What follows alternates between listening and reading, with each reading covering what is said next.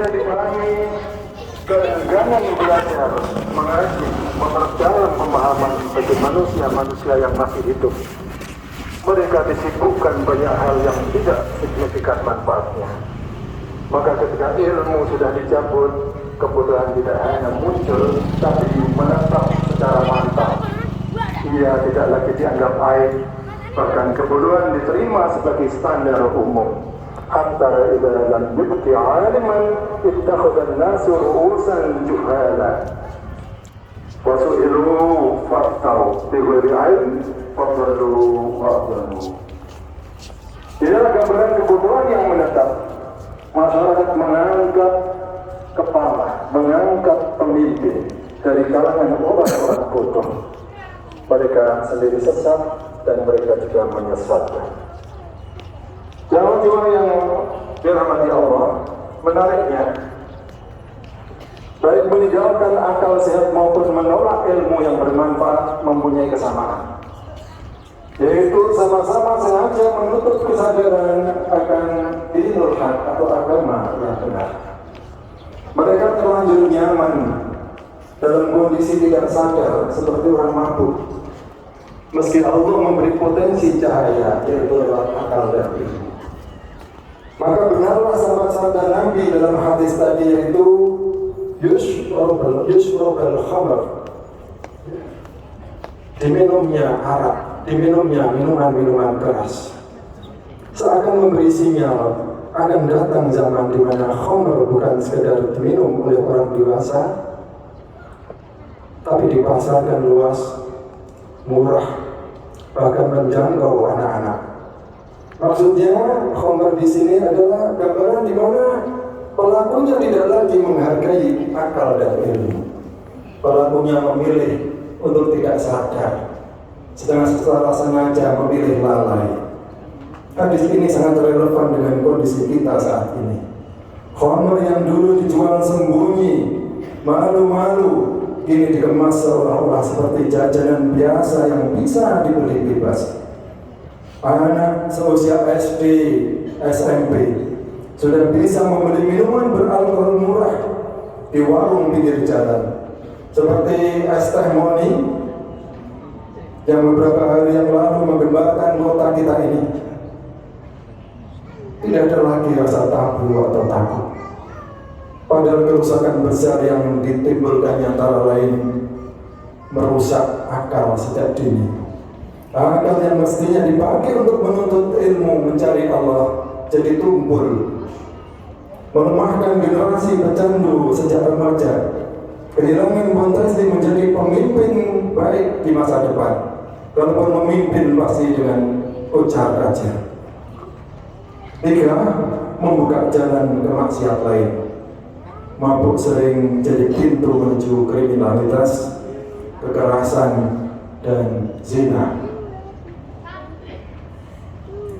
Yang terakhir ini, yaitu zina, menjadi tanda-tanda dekatnya hari kiamat berikutnya, yaitu wayadharus zina. Nabi tidak menyebutkan ada zina, tetapi menggunakan kata yadharu, diumbar.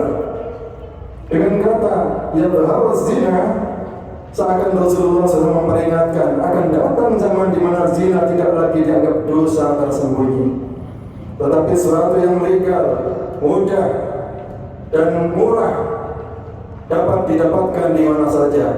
Bahkan obat-obat aborsi sangat mudah didapatkan di pinggir jalan. Ma'asyiral muslimin rahimakumullah, problem solvingnya, jalan keluar mengatasi krisis akal dan ilmu ini adalah 1. Bertobat kepada Allah bagi semuanya tanpa kecuali. Kerusakan yang meluas dalam bentuk kebodohan, khamr, zina, dan adalah dosa kolektif. Karena itu solusi pertamanya harus kolektif. Kembali pada Allah Subhanahu wa Ta'ala. Kita bertobat bersama-sama di tempat masing-masing. Kita seling istighfar dan bertobat kepada Allah dengan sesungguh-sungguhnya. Taubat berarti mengakui kesalahan, menyesalinya, meninggalkan dosa dan bertekad memperbaiki diri, baik bagi yang pernah melakukan dosa tersebut maupun yang merasa tidak pernah melakukannya. Jika para pemimpin, orang tua, guru, tokoh masyarakat bersama-sama bertobat, maka pintu keberkahan akan terbuka kembali. Walau anna ahlal qura amanu wattaqu la fatahna 'alaihim barakatin minas sama'i wal ardh. Yang kedua adalah amar ma'ruf nahi munkar. Rasulullah SAW bersabda, "Man ra'a minkum munkaran falyughayyirhu bi yadihi, fa illam yastati' fa bi lisanihi, fa illam yastati' fa bi qalbihi, wa dzalika al-khaful iman." Jangan menunggu sempurna untuk menegakkan amar ma'ruf nahi munkar, meski seorang pernah melakukan dosa jenis apapun. Ia tetap berkewajiban meringatkan orang lain, karena peringatan itu adalah tanda hidupnya hati dan akal. Innal hasanat yudhibnas sayyi'at, sesungguhnya perbuatan-perbuatan yang baik itu menghapuskan dosa atau perbuatan-perbuatan yang buruk. Yang ketiga, perubahan dimulai dari diri dan keluarga. Allah menegaskan, innallaha la yughayyiru ma biqaumin hatta yughayyiru ma bi anfusihim. Tidak cukup berharap orang lain berubah, setiap orang harus memulai dari dirinya sendiri. Menjaga pandangan, menjaga lisan, menjaga keluarga dari paparan maksiat, serta memberi pendidikan yang lurus tentang bahaya khamar dan zina. Perubahan pada level kaum hanya bisa dilakukan secara bersama, tidak bisa secara individual. Yang keempat, kesadaran kolektif umat. Meski Nabi SAW telah menggambarkan bahwa fenomena ini pasti terjadi menjelang kiamat, kita tetap diperintahkan berusaha berbuat baik. Sebab amanah akal dan ilmu yang hanya diberikan kepada manusia bukan sekedar untuk diri sendiri, melainkan untuk menjaga keberlangsungan generasi. Jemaah Jumat rahmatullah, hadis Nabi ini bukan sekedar memuat pasif, tetapi peringatan keras agar kita menjaga amanah akal dan ilmu. Maka dekatilah para ulama-ulama teduh yang tidak mengumbar kebencian, ulama yang bisa menuntut kita menuju Allah, ulama yang hatinya jernih, ulama yang sebelum mengingatkan orang lain telah sadar lebih dahulu.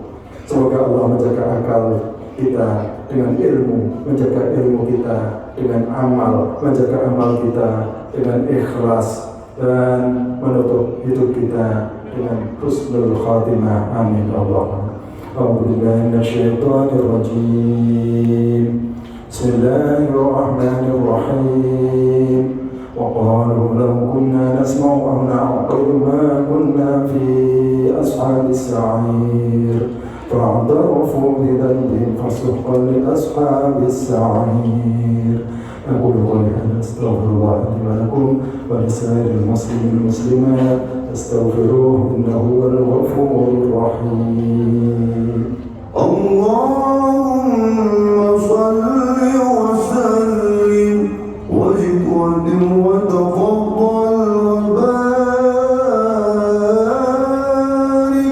بجلال وكمالك على زين عبادك يصرف في سيدنا ومولانا محمد وعلى آله وصحبه وسلم ورضي الله تبارك وتعالى عن كل صحابة رسول الله أجمعين. الحمد لله على إحسانه وشكر له على توفيقه وامتنانه، وأشهد أن لا إله إلا الله وحده لا شريك له، وأشهد أن سيدنا محمدا عبده ورسوله الداعي إلى رضوانه.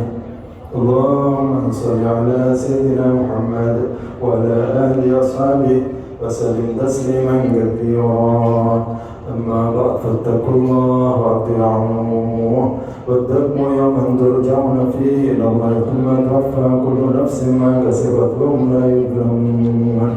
إن الله ملائكته يصلون على النبي يا أيها الذين آمنوا صلوا عليه وسلموا تسليما اللهم صل على سيدنا محمد وعلى آل سيدنا محمد كما صليت على سيدنا إبراهيم وعلى آل سيدنا إبراهيم وبارك على سيدنا محمد وعلى آل سيدنا محمد كما باركت على سيدنا إبراهيم وعلى آل سيدنا إبراهيم إنك حميد مجيد اللهم اغفر للمسلمين والمسلمات والمؤمنين والمؤمنات الأحياء منهم والأموات إنك سميع قريب مجيب الدعوات يا ربنا إنا نعوذ بك من زمن يرفع فيه العلم ويثبت فيه الجهل ويشرب فيه الخمر ويظهر فيه الزنا نعوذ بك أن تكون أعيننا مبتصرة للحق ثم نعرض